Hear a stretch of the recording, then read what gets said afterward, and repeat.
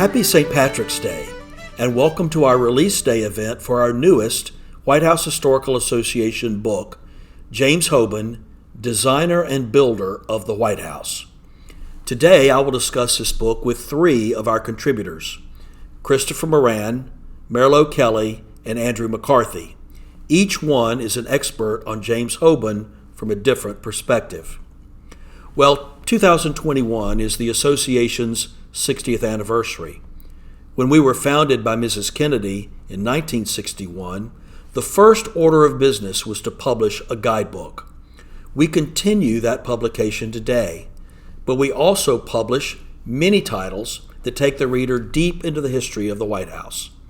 This book does exactly that. In fact, in these pages, you will learn about George Washington's critical role and how the building of the new president's house was accomplished. There was actually a famous meeting that ultimately gave America its White House, and that occurred in 1791 in Charleston, South Carolina, when George Washington happened to be introduced to a young, practical builder from Ireland. Washington was impressed by the builder, but he soon forgot his name. Then, when considering the design of the president's house, yet to be built in the emerging federal city of Washington, the president asked after the young builder. Soon James Hoban appeared in Washington's Philadelphia office with his credentials in hand. By 1792, Hoban was at work on the building site, having won the competition for the design of the president's house. Washington had placed him in charge of the entire project, all carpentry, stonemasonry, and brickwork under his supervision. The resulting structure, accomplished in time for President John Adams to take residence in November of 1800, fulfilled Washington's vision and is today one of the most recognizable landmarks in the world.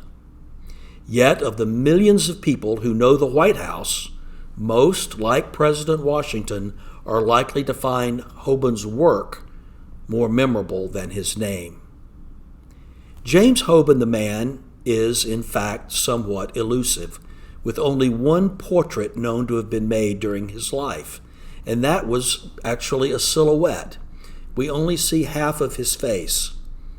His birthplace in Ireland was demolished, as were his home on F Street in Washington and Desart Court, the grand Irish country house that greatly influenced his work.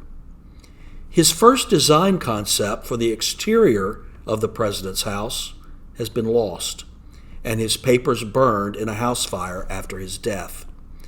Nevertheless, when the surviving traces of his life and times are assembled, as we have done in this book, a fuller picture of his life and work emerges. With this anthology, the world's most knowledgeable scholars on James Hoban introduce us to him, presenting the story of his life, influences, and work. Church records in Ireland and in Washington, D.C. preserve the dates of his baptism and marriage. A stone monument marks the site of his grave. In fact, just yesterday, we laid a wreath at his grave marker in Mount Olivet Cemetery here in Washington. The monumental buildings known to Hoban that still stand in Dublin and in the Irish countryside provide a tangible connection to Hoban's concept for the president's house.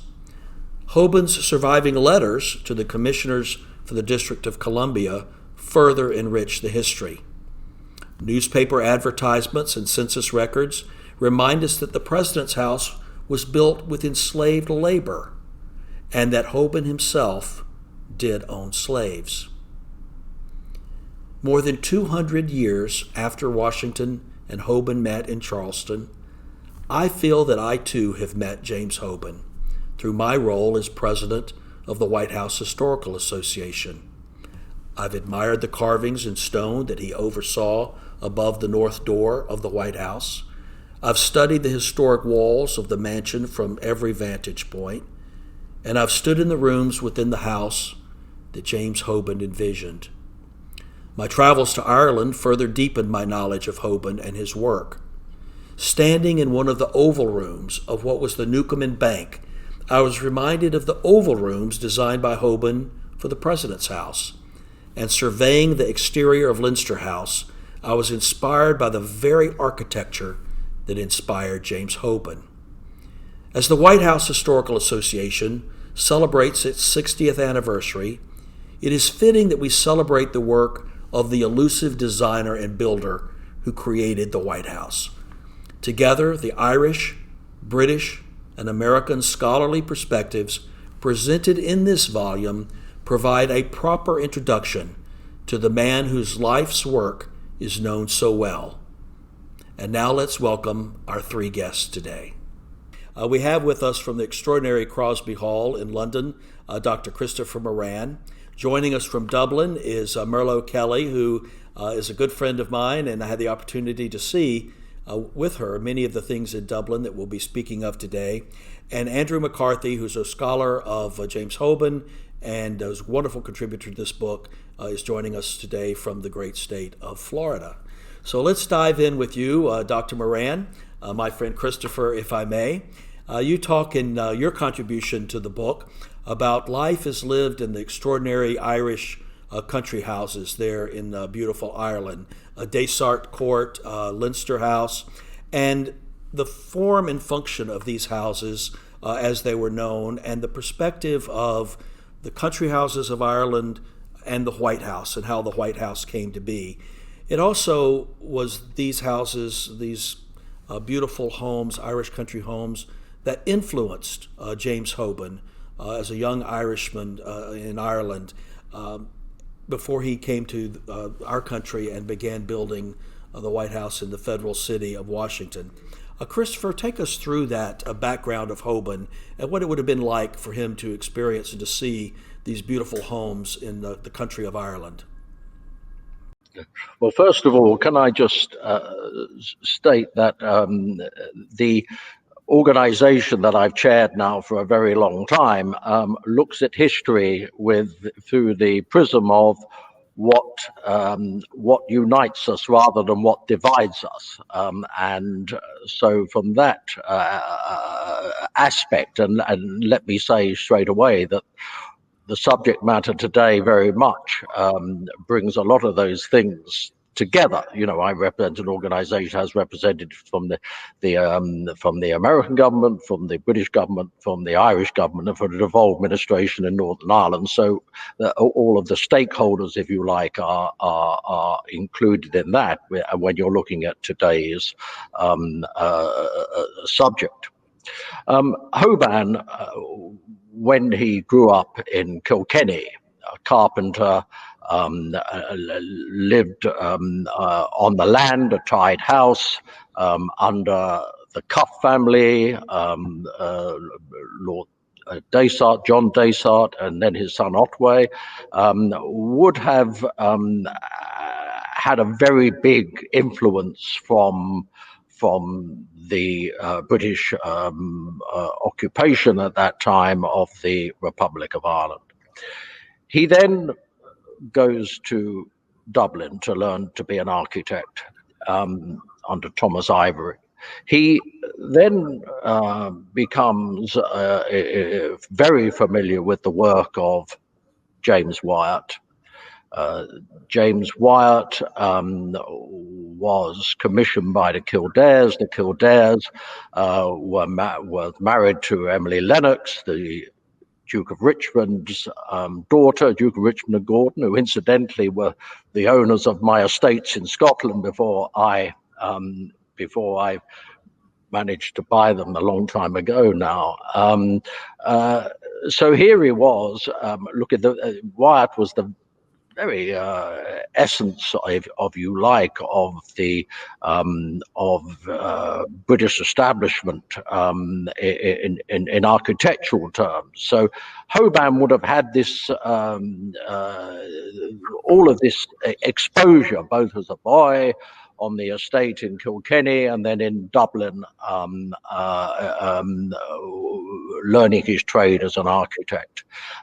He then goes to America, 1785, I think. He has all this influence of the great houses of Ireland, and he is then Philadelphia, I think, is the capital through the time of Wyatt's work and things in America. He then has this fascinating project of the White House to consider, and I think George Washington gives him a tick mark for it.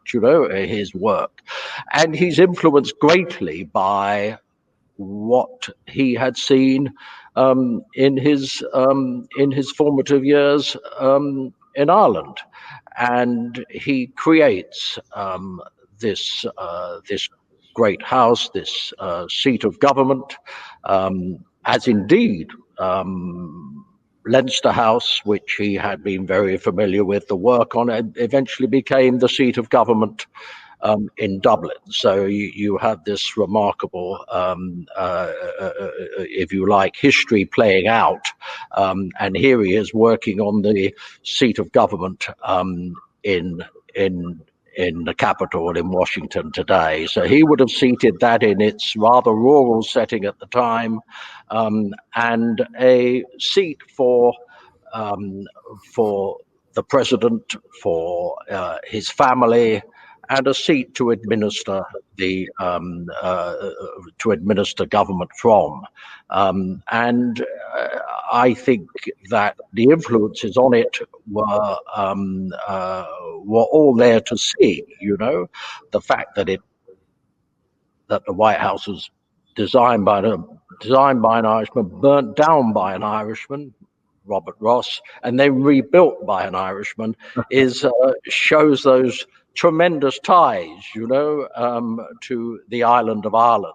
And I'm aware every year when I go to Washington for St. Patrick's Week, those deep-seated historical roots. But I like to think, and when I talk about that divides and that unites, there are, we might bow to our history, not be bound by it. I think we should be looking to the future and these enormous ties that lie between these islands and America. And it's all evident there in Hoban's work.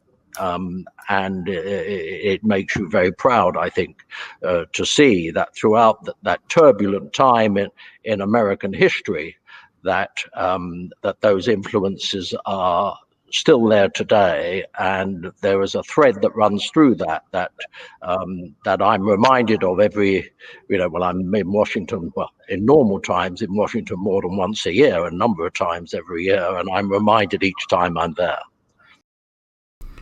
Well, Christopher, thank you for that. Is a wonderful summary of the Irish-American relationship and friendship and the setting, the cultural setting that you shared with us about these Irish country houses that would have been an influence to a young James Hoban and fresh on his mind as he came to our country and undertook these projects here. Let's go to Merlo and talk about the architectural influences, the architects, the buildings that would have influenced him as he was a young emerging talent in this field, his training at the Dublin Society School of Architectural Drawing, and perhaps some of those more formal influences on the young man before he came to this country.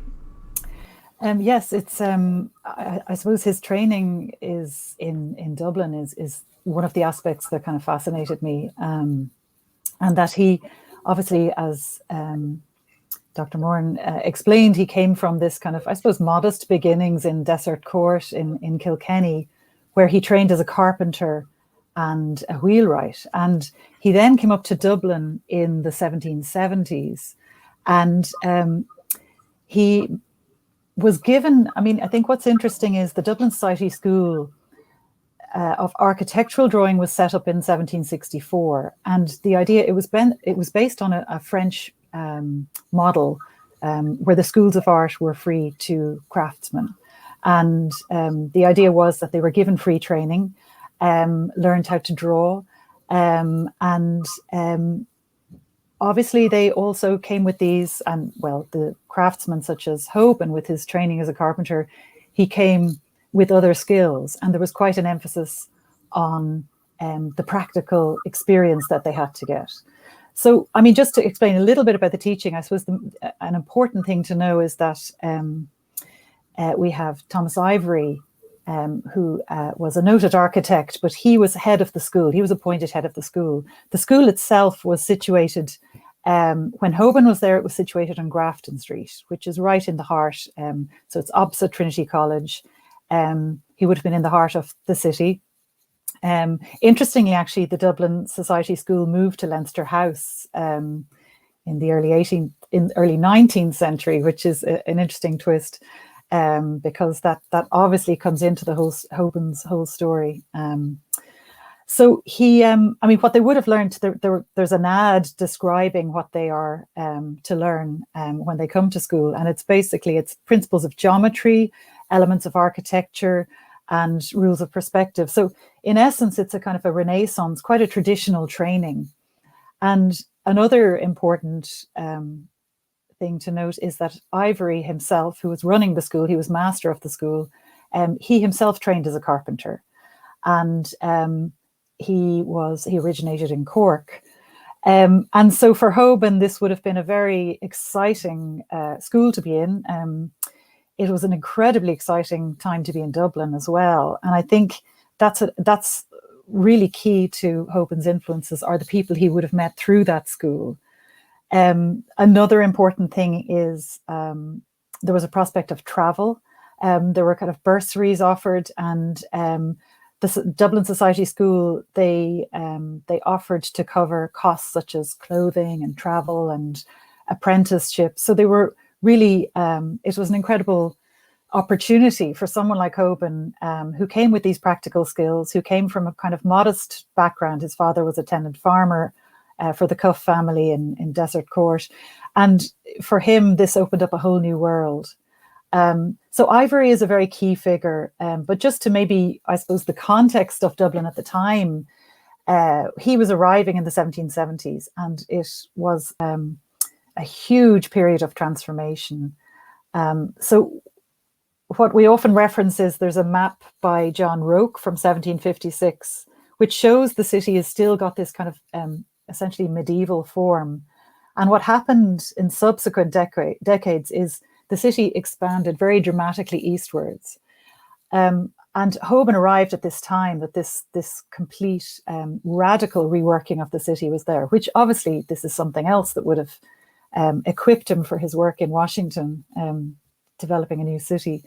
But he also, I mean, he would have met through Ivory, who, you know, Hoban in the school in 1780, it's known that he won this medal.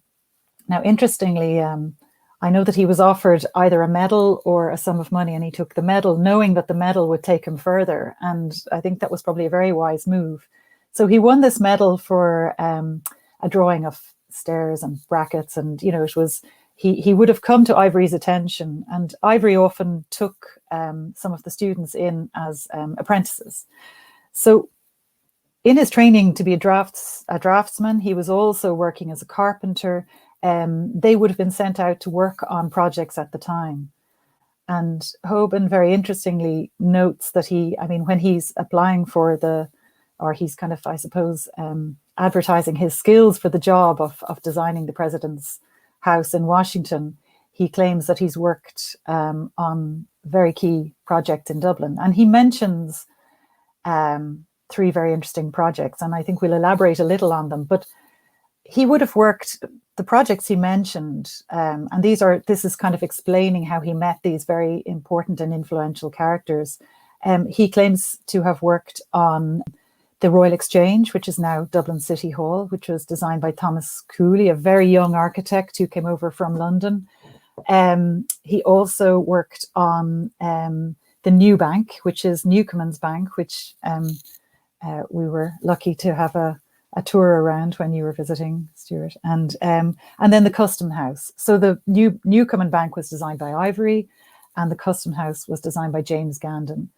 So these were really, really important figures, and that's not to mention the stonecutters. Again, we might discuss that further, but he mentions that in the letter that he became acquainted with stonecutters. And so there were very interesting people like Virpol, who would have taught in the school. Gandon also taught in the school. The Duke of Leinster, he was a patron of the school. So he was in this just extraordinary kind of mix of new ideas and new kind of attitudes to urban development, but also to architecture and these incredibly impressive buildings that he would have had firsthand knowledge of. So it really set him up. Well, thank you, Merlo, and that's exactly right. We are going to delve into much more detail about many facets of his life and his works, but I want to advance to 1792. He's in Charleston, South Carolina. And Andrew, there comes to be a competition. I think most people don't know that there was actually a contest to select who would be the designer and builder of this new president's house. And so this contest was held, so I'd love for you to share with us about that, but also the initial design that Hoban had for the 1792 competition has been lost to history. So what do you know about what he may have submitted in that initial proposal versus what the White House as we know it today, at least without the porticos, evolved to be? Well, the thing is, it's not been entirely lost to history. It's been almost lost to history. That's a crucial difference because one page survived. So all of it except that one page was lost. That one page still exists, and from it, I managed to create an attempt at reconstructing what the original plan and elevation might have been like. And from the plan, as I reconstructed it, but drawing on the original, the surviving section, you can see very definitely the influences of places like Leinster House and Desert Court in Ireland. Those come through very strongly. The dimensions of the house are very much like those of Leinster House.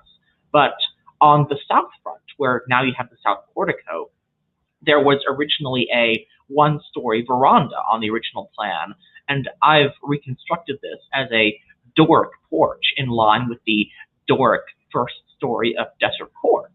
But it also displays the influence of later buildings like the Custom House, in that I would suspect, since the porch would have to have a flat roof, you'd have to have downspouts somewhere. And the downspouts would have to be hidden in the columns, probably, because this is something that James Gandon did at the Custom House. He hid the downspouts inside the large Doric columns he built there, and that's probably what Hoban would have done here too. As for the interior, the first floor plan survives, but the labels are lost. But I believe it would have probably been used similar to what the first floor, the state floor, was used as in John Adams' time, so that you would have had a large private circuit with the East Room as a great dining room and a smaller parlor adjacent to it, and a smaller private circuit with a great dining room and oval saloon, which was probably added by the request of George Washington, who had a similar oval-ended room in Philadelphia in his house there.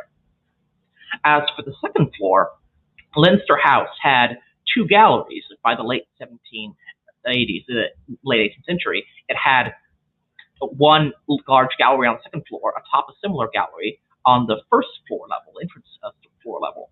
And when Hoban designed the house, I suspect he would have built two east rooms of the sort that we see now, except two instead of one. So you'd have a great dining room on the state floor level and probably a large audience chamber above it. And there would be a circuit where you'd go from an antechamber through into the great audience room, and then through a little gallery, perhaps to the president's office, which probably would have been above the entrance hall. I remember William Seal had thought that perhaps, like at Leinster House, Hoban would have wanted a two-story entrance hall, but I suspect that modern Irish houses in the late 18th century would have had, normally they had one-story entrance halls, such as at Lucan House, and they used the space above it for other things instead. And since this room would have had the most commanding view, it probably would have been the president's office, I think. And then on the other side of the house from that, in the second-story oval room, I guess you would have the First Lady's drawing room.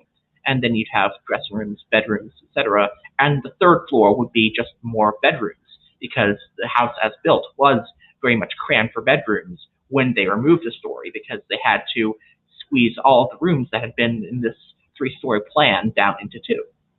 But one of the things I really enjoyed about this architectural plan, as far as style goes, was not just reconstructing the plan as it existed originally from its fragmentary form, but understanding Hoban as a stylist, as an architectural draftsman, what he liked, what his particular style was.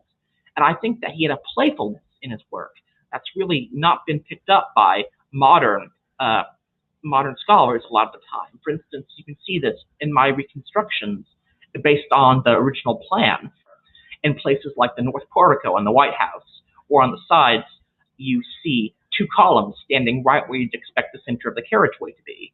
And we know that this is deliberate and that it was a choice as opposed to something done out of necessity, because there are actually plans surviving in the Library of Congress. Charles Bulfinch made copies of Hoban's original drawings for the portico, and there were two different designs, one with a much more traditional layout of the columns, and one with the rather amusing tongue-in-cheek aspect where they're grouped together in the center of the sides. And they chose the funnier version, the more playful version, and that's what was built. But I think that a lot of this playfulness perhaps was lost on an American audience where the people were not used to a grand tradition of monumental public buildings. And so I think for the White House as built with two stories from 1793 onwards or so, that Hoban probably scaled back that sort of architectural lightheartedness because he wanted to make sure that his audience would understand it, because they might not, and so he made things a little more traditional than he might otherwise have. So the result of that contest in 1792 was the selection of James Hoban to be the designer and builder of the White House. And as Andrew has described, a very intricate house is built, and in our mind's eye, we see it today as the White House. But to me, there's something, Christopher, that's actually very refreshing, that we compare it to Irish country houses rather than to a grand palace of the continent of Europe. And a monarch of Europe. I think there's something very refreshing of that. So if we were to take the White House that we see in our mind's eye today and place it in the Irish countryside of the late 18th century or early 19th century, would it have looked out of place? Would it have looked familiar to them in the concept and the design? Well, country houses in that period,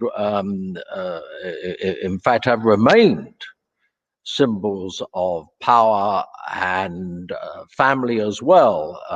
What I'm sitting in now is an example of that. These were these great houses where matters of state were administered. And in the 18th century in Ireland, a number of great houses were built. I was asked to deal with Desart and Leinster. They would have been created in order to show the wealth and the power of the patron. They have the facilities to conduct family and matters of state as well, to have associates to stay. Today you see many government delegations holding conferences in great country estates all over the world. They decant off to and hold G7s or whatever it is, in such surroundings. And the country house in Ireland was very much, these great houses were very much designed with that in mind, and the necessary staff that went with servicing such houses. So when you come to the White House and you look at the scale of the design, its purpose, it's not small by any means, by no means the largest either, but it is certainly not small, and it's not what I say not grand. It's certainly grand in its in its way, and I think that analogy between the two at that time must have very much have influenced Hoban and what he was asked to do. The fact that George Washington might have altered or amended some of his proposals is nothing what doesn't happen everywhere. These houses have got a history of their occupants, as indeed the White House does, of putting their own mark on it through history, and doubtless will go on doing that. But the original edifice and the ability to have a house of great influence and of family together, I think is very much what the White House exists today and existed then. And I don't think there's, and indeed does exist elsewhere, but certainly must have been very much in Hoban's thought processes, given his influences from the great houses of Desart and Leinster. That's fascinating, Christopher, to speak of the home as a center of power and also the family, given that our White House is, as you've described, the office to the president and his staff, but also the home to the president and his family. And it's one place, and it's a very interesting concept. And you're right, it is not seen as a small place, but every time I take someone through the White House, they usually comment about how small it feels. It's not as grand and large as they had envisioned it. Well, these things are all relative. If it becomes too grand and too palatial, I think it loses the scale at which, your average American probably would not want to relate to. I think it strikes a very happy balance, actually. When I go to all the reception rooms of the White House, I find it, and also they live upstairs, but they use the downstairs rooms for matters of state. There's very much an analogy there. Our own Downing Street, there's a flat at the top, and they use the, down here, they use the reception rooms. I think was a brilliant job, I have to say, by Hoban. Yeah, I do too. Kudos to James Hoban. Well, Merlo, during these 8 years, from 1792 to 1800, when John and Abigail Adams first inhabited the White House, surely word reached Dublin, and those with whom Hoban had been working and studying with learned of his work on this new president's house in America. What might they have thought, or what would their perspective have been on such a project?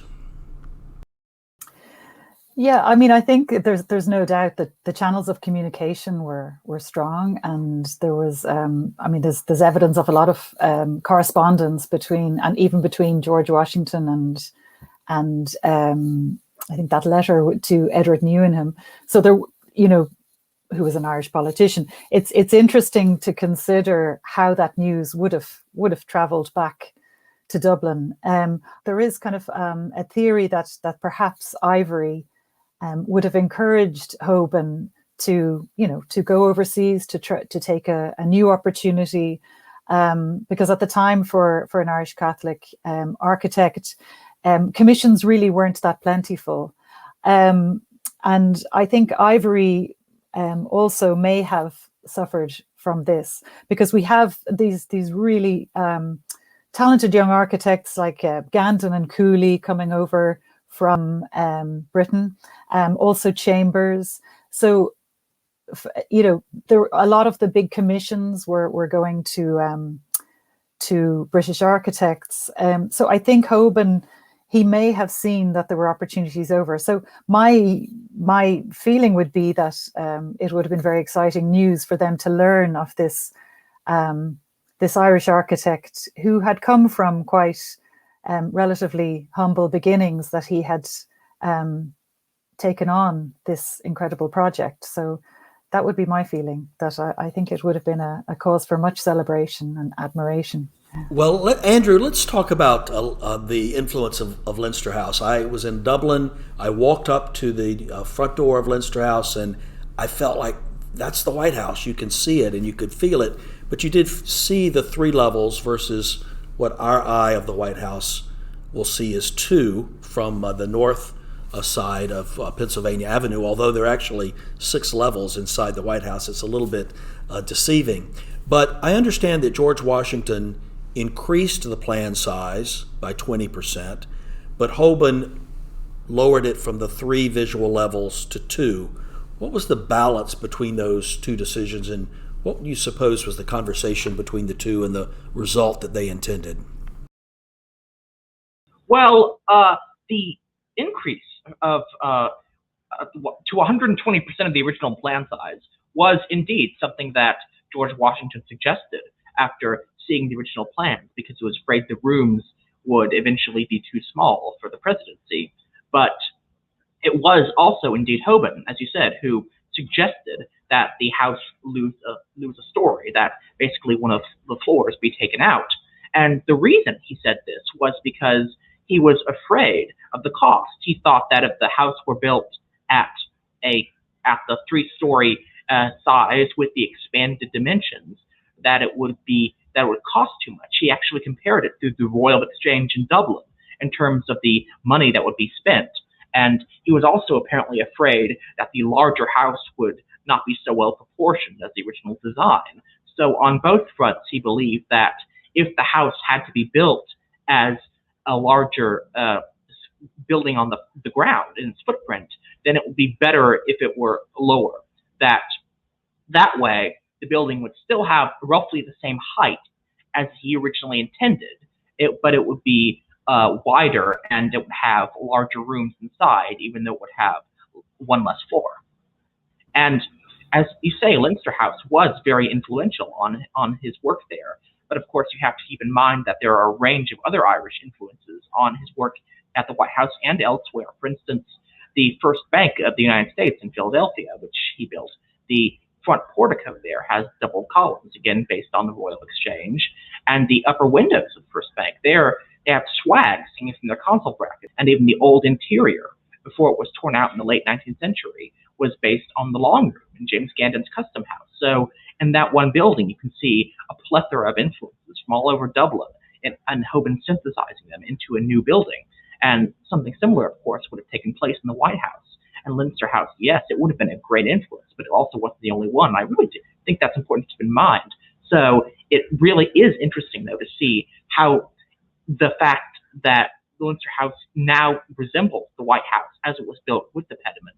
Now, even though the White House ultimately had a story deleted from the plans, the resemblance was increased because the original design had a balustrade on the front like Desert Court, but the pediment is so striking and so iconic as a tetrastyle 4-column pediment, and now it just makes the resemblance between the Leinster House and the White House clear as day. Well, Merlo and Christopher, let's look back at your personal reflections. Do you happen to recall when you first learned that James Hoban, this young man from Ireland, was indeed the architect, the builder, the designer of the White House in Washington, D.C., and how known would the name of Hoban and any identity or connection with him in that capacity would exist in Ireland today? Merlo, let's start with you.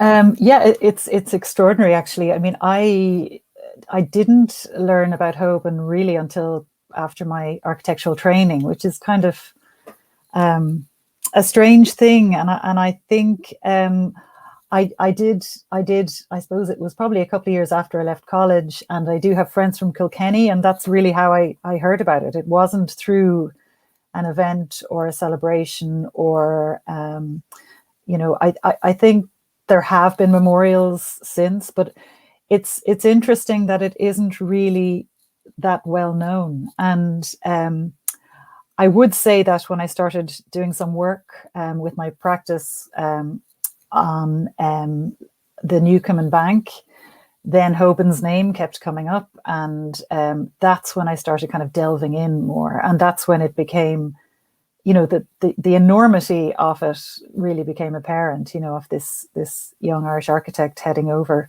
and taking on this extraordinary project. So really, yeah, it's and I would say that there's many people who aren't aware of this. So hopefully this book will change all that. Well, I certainly hope so. I hope that's the case. I hope it's very popular in Ireland. Christopher, how about you? Well, doing my daytime job on bringing the stakeholders together. I'm obviously very conscious of the special relationship, the special relationship between between Ireland and America. So every time I go to America, and every time I set foot in the White House, I see this architecture. It resonates with me, particularly with 18th century architecture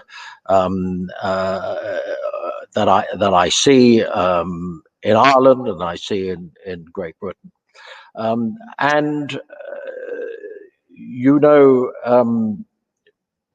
These threads of history are really, really very important. We can't obliterate history. Well, we must never do that, So whatever happens with history, whether it's burned down, built up, whatever it is, it's there today, and how we evolve and we learn from it. And Hoban played an enormous part in that. There was this young man from, very poor, really, provincial beginnings out in Kilkenny. Here he is, mixing in the extraordinary society in Dublin, and then going to America and designing the president's house. I mean, it's just a remarkable story, and I think that embodies that special relationship. So so many great Irish Americans or American Irish are present in America today, and the impact they've had on America's history, on American life, of course, is all there to see. So Hoban did it all very, very quickly, and broke a lot of ground, of course, doing it, I think. So he's been, from a very relatively early age with me, someone that I've been familiar with, and his life and his achievements, and indeed how he managed to gain that recognition, and there are examples of it in America today, Carolina. So I mean, I think he's, it's part of what we do in American Irish British relationships. Hoban is sitting there on our shoulders, looking at us all the time. Merlo and Christopher, you both make such compelling points. It's incredible to me to think that this young builder from Ireland came and built what is today one of the most recognized elements of architecture in the world. And here in modern times, his legacy that we are honoring through this book and through this program is important to the ongoing special relationship that exists today. So he would have no idea, I'm sure, when he was growing up in Ireland, that he would be such a connector between these two countries, and that's very important. Andrew, let's go back to James Hoban and pretend that he is going through the north door of the White House today, and he's going into that wonderful carving that the Scots stonemasons did above the north door that has survived. Would he have any recognition of the house, the interiors, from what he designed? And then a second part of that question, the Earl of Kildare, who's became the Duke of Leinster, and Leinster House was the 18th century home that was believed to be a large part of the inspiration for the White House. Would the Duke of Leinster have any recognition of the exterior of the White House as being familiar to Leinster House that he knew? Oh, as for the interior of the White House, Hoban would most certainly recognize it. There's so much that still endures from the plan, especially as he rebuilt it after the fire of 1814. The Great East Room, the audience chamber, the Oval Room, and the parlors next to it. The dining room has been expanded since, and the staircase that was there has been taken away and replaced by what was previously the secondary stair. But otherwise, the main rooms are all still there, and though their appearance has generally been changed, the general outline and their form and their use really hasn't. It's really stayed consistent, and I think he would very much recognize it. And as for the Duke of Leinster, he would certainly recognize the influence of the Leinster House on the exterior, on the north front, where you have the pediment and the portico and the two upper floors, like at Leinster House. But as for the south front, the south portico, that is all Hoban.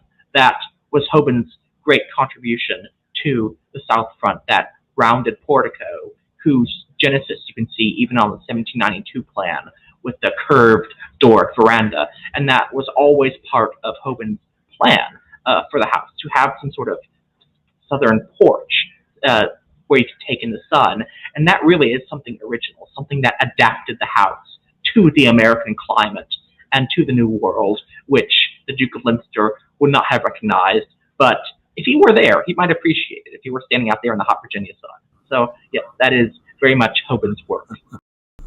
Well, the South Portico that you mentioned, we have, in this 60th anniversary year of the White House Historical Association, shifted our logo from an orientation of the North Portico to the South Portico, and it is such a beautiful, recognizable image of the White House. And if you've not seen our new logo, those who are watching this program, take a look at it. I think it really is quite a testimony to the work of the man we're speaking of today, James Hoban.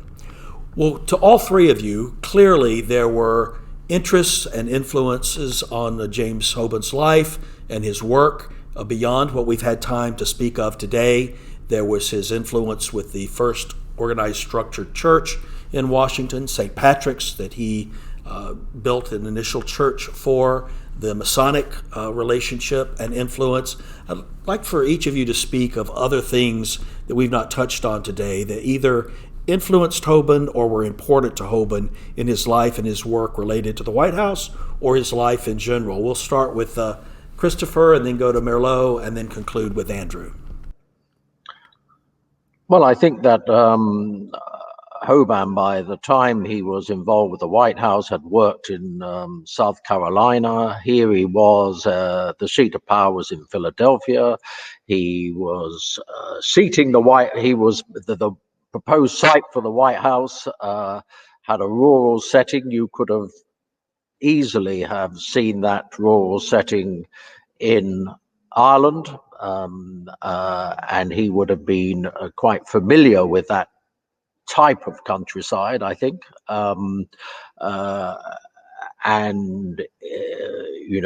It's those influences to him. He would have been, I felt he would, by that time in his life, he would have had a very, what can I say, a complete homogeneous view of how it could sit where it's sitting today, and the style and form of it, I think, which is quite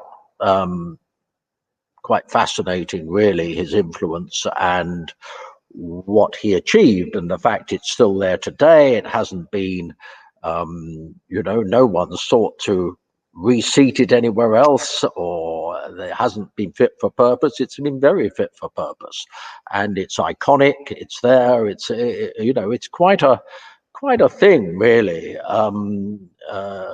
when you look at the globe today, for that to endure like that. So he's a person that's very worthy of all our consideration, I think, and any praise that we can heap on him, I think, is not unmerited. Merlo?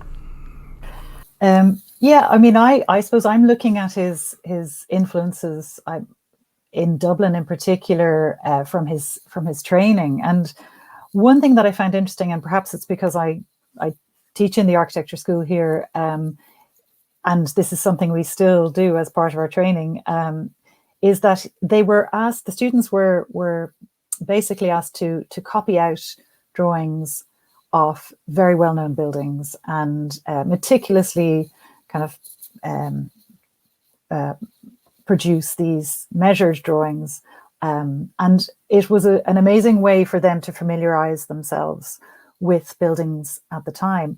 And what's an interesting timing is, like, we know that Hoban won his medal in 1780, and that very same year, the publication by Poole and Cash was was published, which was it was basically it was a production, a kind of a whole pamphlet of very meticulous drawings, plans, and elevations of public buildings in Dublin. And this would have definitely been of use to the students and the teachers within the school. So he would have been aware of, I mean, it featured most notably, I suppose, the recently completed Royal Exchange, also other kind of well-known buildings around Dublin. And this, I suppose, this period in particular was this emergence of this new civic architecture and this new kind of architectural language. So Hoban, in his kind of copying off these, I mean, they looked overseas, the European influences, both through the teachers in the school, but also through the material they were examining, would have been an enormous and very, very significant part of their training. But I think also the timing of it meant that there were these very exciting new civic projects that he would have been drawing and copying. And I think he would have carried that with him when he was coming up with his ideas for the President's House. Andrew? Well, one of the things I've always been interested in is how Hoban's architecture was influenced by architectural books and publications, as well as his experiences in Dublin and Kilkenny. And one of the things I really find interesting in that regard is Robert Adams' publications, such as his works in architecture of Robert and James Adam.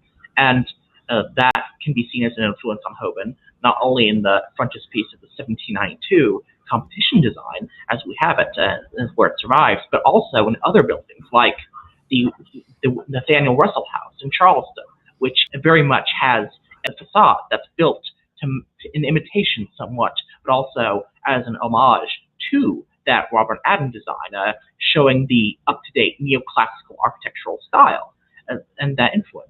But if you look at the plan of that house in Charleston, the plan is basically, it's the White House in miniature. You have the large gallery where the East Room would be on one end, and you have the Oval Room with sash windows and mirrored sash on the interior, like in the original White House as built before the fire. So you can really see that influence, that melding of Dublin influence and architectural modern publications in his work. And that's one thing I really enjoy. You can also see that with the Venetian window on the side of the White House, which are so untraditional and were based on windows Robert Adam had seen in Croatia at the palace of Roman Emperor Diocletian. And that too was published, and Hoban drew on that for an unorthodox, unconventional, yet very fashionable and up-to-date window design. And you see that just in his architecture, that there's a work basing things on the latest and most innovative publications of the day, and in a respect that I really think has been underappreciated, and I think that's important to draw out. So thank you. Well, Merlo, building on what Andrew just shared about those influences in Dublin, I have very vivid memories of being with you and going into the old Newcomen Bank, now a government office building, and going into those oval spaces, and I really felt an inspiration in those spaces, as if that had to be some inspiration for Hoban himself. Obviously, Washington may have had an interest in the oval-ended rooms, but you cannot be in those oval rooms in Dublin without feeling that somehow impacted the design that Hoban presented to George Washington. Your thoughts on that? Yes, it's undeniable, and I have to say I had that experience when I was fortunate enough to visit the White House 3 years ago for the symposium. Is the scale and the proportions are so reminiscent. But I suppose just to explain the banking project, because it is an interesting one, and the oval was driven by this very particular site. So Hoban he claimed in his letter to the commissioners that he worked on the new bank, which is Ivory's bank, which is right adjacent to the entrance of Dublin Castle, and it's also opposite the Royal Exchange that we've already mentioned by Cooley. So what is curious is you've got the Oval Room, but it's, in a sense, it's the oval isn't driving the plan in the sense that it might in, say, Lucan House, where I would imagine is a very direct kind of, that plan form with the oval room on axis with the entrance and the transverse corridor. Whereas in the Newcomen Bank, it's arranged in you could say quite a curious way. So it's pretty sophisticated because it was this awkward little site embedded between other buildings. And the interesting also, just to carry on a thread from what Andrew was saying about this neoclassical and the influence of the Adams, that this building, the Newcomen Bank, has been described as the only building that in Dublin that looks like it might have been designed by the Adams. So the fact that Hoban worked on that, and we have the oval plan that is very reminiscent in kind of proportion and scale, but also the treatment. It's a very clever kind of treatment of the walls with these kind of concealed niches, and the doors are incorporated. You've got these beautiful curved doors, incredible workmanship, incredible detailing. And what interests me about that, the idea of Hoban working on it, and whether he worked, obviously he was trained as a carpenter, but he became this draft person as well. So he may have been involved in drawing up and examining the plan, and that's a kind of an interesting thing. But he also had this amazing connection to the process of building, and that's something that really interests me. And I'd say his learning experience from that, apart from the physical things he might have brought with him, but the learning of the construction of a building like that would have been very interesting. It's well known, I think, that he was a good communicator, and that I suppose that skill of dealing with a patron or a client and a builder, and being that kind of intermediary, is one that architects always strive to perfect. And I think that's a very interesting, that whole story of Newcomen Bank can tell so much to us, I think, of Hoban's kind of experience. So Merlo, clearly we know that George Washington never traveled to Europe, certainly didn't go to Dublin, never would have seen the Newcomen Bank. So when Hoban presented that plan to George Washington with the ovals represented, do you think he referenced it as something they had seen in Ireland, or do you think he represented it as his own? I suspect very much that he would have presented it as something that he has experienced and learned from it in Ireland. And I know Andrew's right about this the Leinster house being an influence, but not the only influence. But I would imagine that presenting this as a kind of a model, even if you look at the elevation, the presentation to the city of it, the fact that it was built for the Duke of Leinster, who was really the kind of principal nobleman in Ireland. He was the first gentleman, I think he's been referred to, that might have been a nice kind of reference for Washington, that it was this kind of this appropriate scale, and yet had a very kind of, I suppose, the architectural expression of it had a very particular message. So I suspect that he might have possibly used that as part of the persuasion. I know that there was a lot of discussion, and I know that Washington had influences in developing the design. As for the kind of the oval rooms, as I mentioned, there's a few models for that, and Lucan House just struck me because it's that plan form that really is very reminiscent of the White House, and obviously preceded it. But also, you could imagine that if he was working on Newcomen Bank, he may have described that project and explained the significance of the project, because, not only was it beside Dublin Castle and the Royal Exchange, which was really the heart of the medieval city, it also was part of this grander vision that the Wide Streets commissioners in Dublin had for the city. So it was a very pivotal project in that sense. So that would have been a good selling point to bring these elements of projects that he'd worked on, not to mention the Custom House, of course, Gandon's Custom House. But to, and I suppose the influences come from the presentation of the building and the plan and the elevation, but also the kind of the detailing. And I think that's something that really should be focused on as well, that he would have carried this approach to kind of, impeccable detailing in the job that's evident in the White House.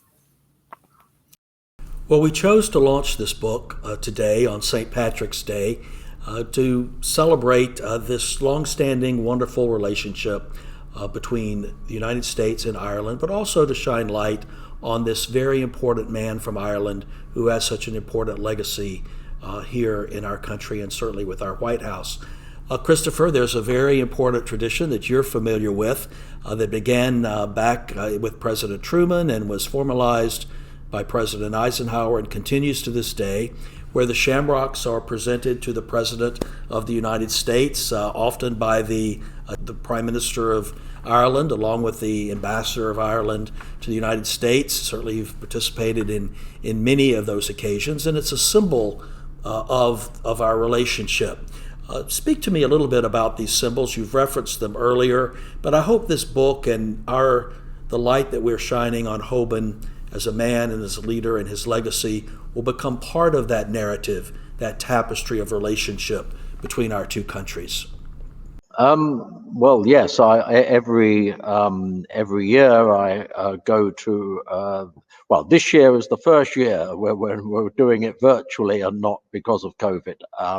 But every other year every year we've been there and in the White House, and the shamrock ceremony has taken place, along with a number of other things, speakers' lunches and all sorts of dinners and things. But the shamrock ceremony is the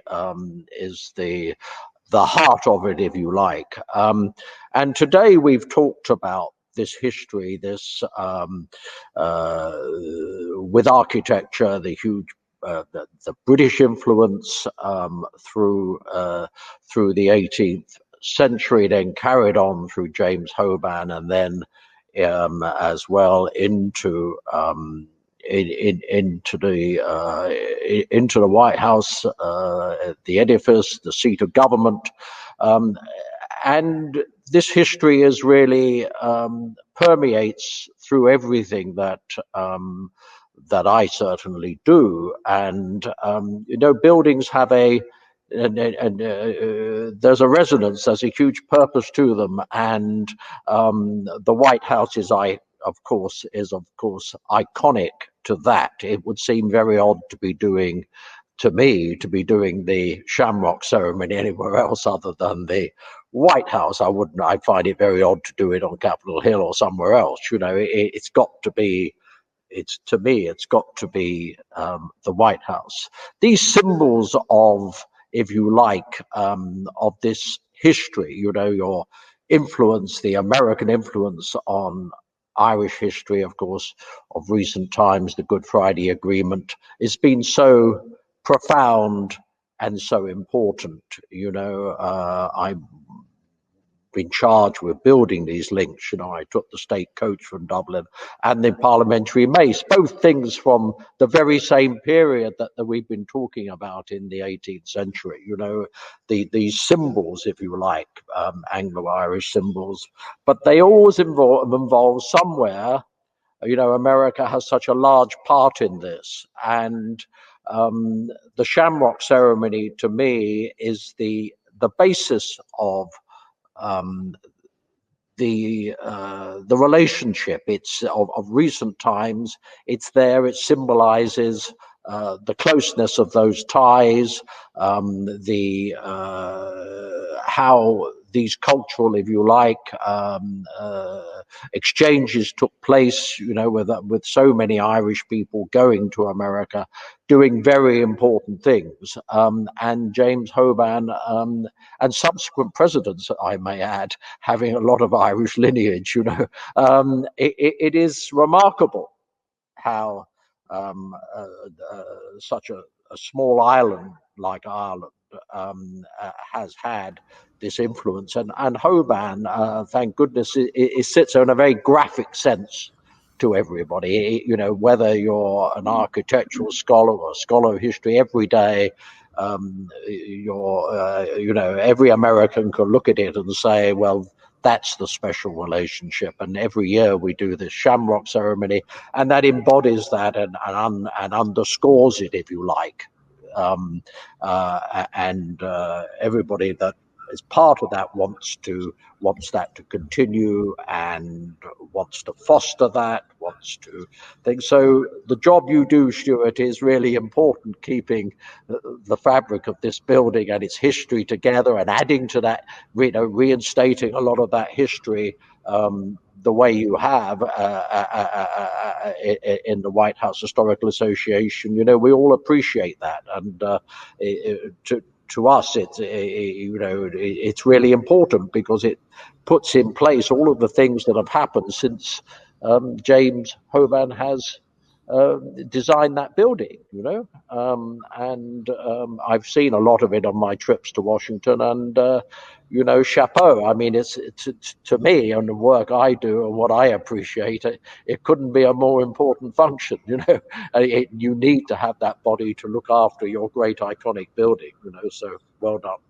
Well, thank you, Christopher. That means a great deal to me, and our partnerships and friendships like we have built with you and Andrew and Merlo and others who have contributed to this book are so important for carrying these stories forward and continuing to build new and lasting friendships and relationships. And I know our new president, President Biden, has a strong and proud Irish legacy in his own life, heritage in his own life, and I'm sure he's looking forward to those Shamrock events at the White House during the balance of his presidency.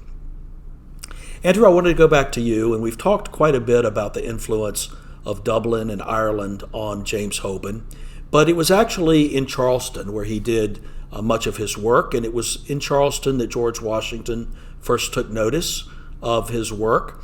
Tell us something about the influences on Hoban of South Carolina, Charleston, and how that may have led to his being noticed by our first president. Well, as far as Charleston goes, he was very likely the designer of the Charleston County Courthouse in the center of the city, which impressed George Washington when he visited in 1791. And he also built some other townhouses there from that period, most of which have not survived, but he built other townhouses later in the first decade of the 1800s. And some of those have, like the one I mentioned to you before, the Nathaniel Russell House. And you can see that he was thinking in terms of what Charleston people needed, what people in the southern climate needed, and he brought that to the president's house with the great South Portico, which, when you step outside, allows you to take some air without being overwhelmed by the sun. That lets you be in the shade and yet enjoy the cool breeze. You also see that influence as well with the high ceilings of the rooms, which in the original plan were supposed to be around 19 feet on the state floor. And that height was basically preserved 18 feet or so in the houses built. And there are these enormously high rooms because that way the hot air rises to the top of the ceiling and the cooler air stays down below so that it keeps you cool. And without an air conditioning system of the modern type, this was basically a way of keeping the house cool. And Hoban probably learned this in Charleston and used it for a house around Virginia so that the president would not be sweating to death, so that you would have this better system of living through the higher ceilings. And that really is the legacy of Charleston. Well, let's close our conversation with a question I'd like to pose to all three of you. And let's pretend that we could eavesdrop on George Washington and James Hoban walking up to the north door of the White House and going into the entrance hall and going through the different rooms. What do you think that we might hear exchanged in conversation between those two about the White House that they're experiencing? We'll start with Andrew and then go to Merlo and then wrap up with Christopher. Well, I suspect George Washington would probably lament a little the loss of the original fine details that he would have intended, like marble, but the marble flooring, but that's in there now, so he probably would have been happy with that. So I can imagine there would be discussion about the quality and the trim, etc. But as far as the layout of the rooms, I still imagine Washington would be fairly satisfied with the Oval Saloon and the great audience chamber, which have become the Blue Room and the East Room. and things like that, which are suitable reception spaces for a president.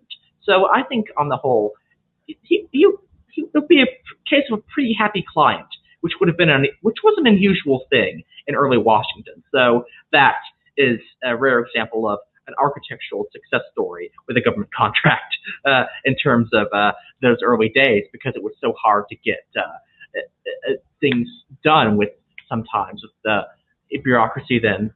And many architects came to grief, but Hoban did not. He always had the skills, the personal skills, to satisfy his clients and give them what they wanted, while letting them think it was their idea.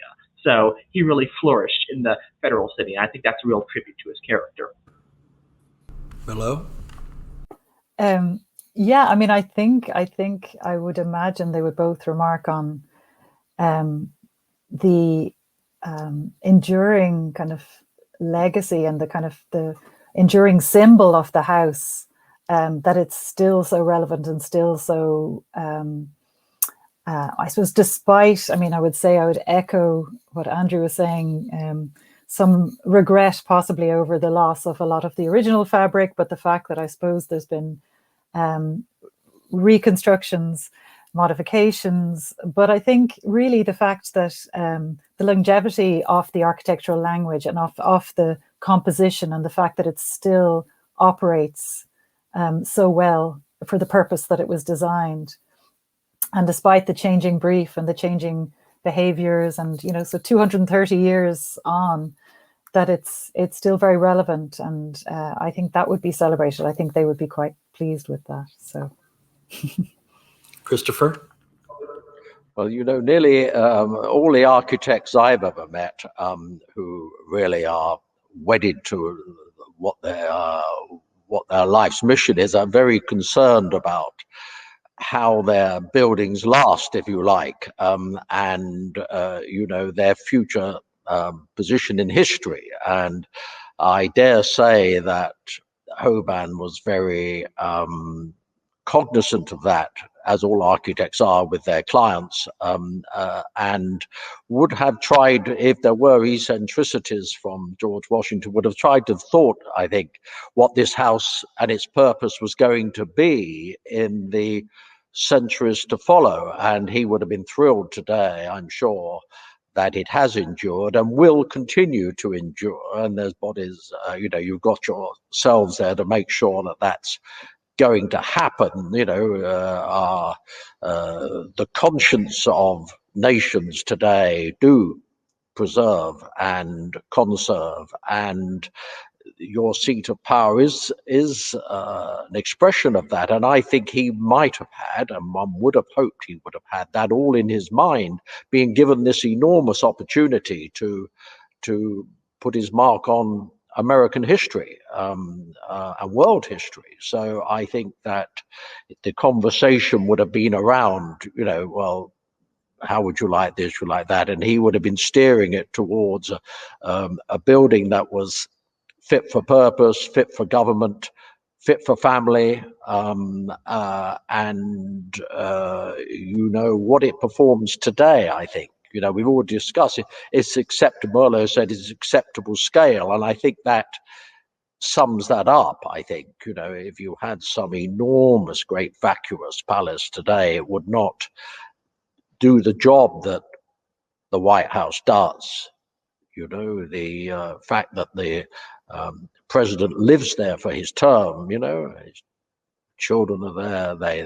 It's a house as well as a seat of government, I think is a unique function that it performs. And I think Hoban must have had that in his mind and must have thought about how it's going to operate like that. So I would have thought he would have said to himself, well, in 230 years' time, if it's still performing that function, my time on earth would have been well spent. Well, I would like to think that George Washington and James Hoban would be pleased and proud of this volume that you have all contributed to so significantly. I'm grateful for the time and investment of your scholarship and thoughts and experience that you've shared with us in the book and as well as in today's program, for the friendship that we have with each of you, and for your kind words about the work of the association. We are honored that we have had this wonderful responsibility, thanks to Mrs. Kennedy, now for 60 years. We've been privileged to work with 12 presidents and first families. Regardless of any politics or policy, our role and responsibilities are the same, regardless of who happens to be in the White House. And it's quite our honor to serve in that way. And I'd like to thank those who are watching this program for the support that they give us. As a nonprofit organization, we depend on the financial contributions and the support of our friends, not only across the country, but around the world. Thank you all for your friendship to us and your friendship to the White House Historical Association, and happy St. Patrick's Day.